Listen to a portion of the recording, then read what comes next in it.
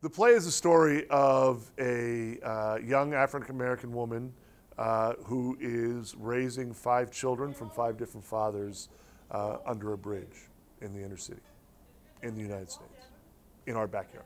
In the Blood, to quote the playwright, is a modern-day riff on the Scarlet Letter, which is her take of the classic American story.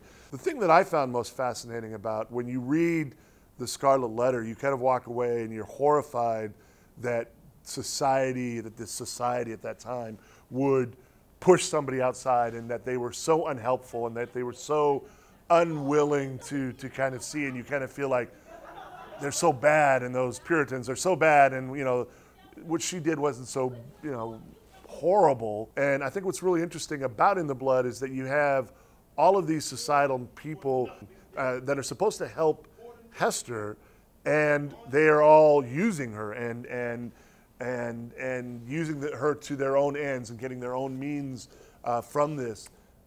I believe she's a very important playwright in the sense that she tackles the topics that some playwrights tend to shy away from, and she digs. Her characters are felt on a very core emotional level.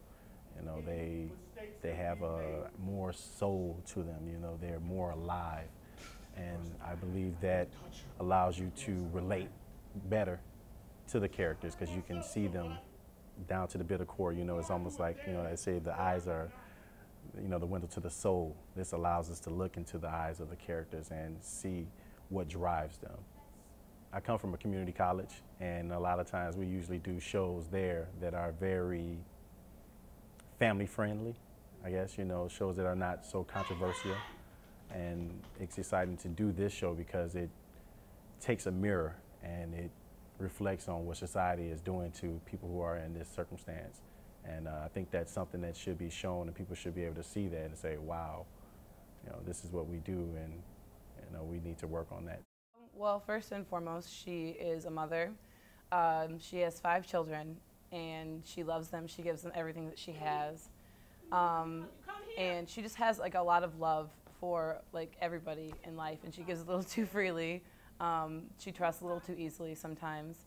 And she's a survivor. She's a survivor. She raises these 5 kids under a bridge and takes care of them the best way she knows how. I definitely think she is a stereotype of a lot of young women out there who are struggling and who are raising multiple children. And I think it's bad because a lot of those mothers aren't getting the help that they need to take care of their children and themselves. So I definitely think that it's an issue that's prevalent in society. It's really gritty and it's really real. And I think that Suzan-Lori Parks does a really good job of painting a really pretty accurate picture of what it's like. I haven't experienced it, but it just feels real when you read it and when you see it and when you hear the language. And so I think it's really important, and I think people should come see it, definitely. I think it's important to remember that even though we're talking about these very heavy things that we talk about, I don't want the audience to watch, to think that, oh my God, this is such a heavy play. And it's a very funny, it's beautifully written. You asked me why we should do this play.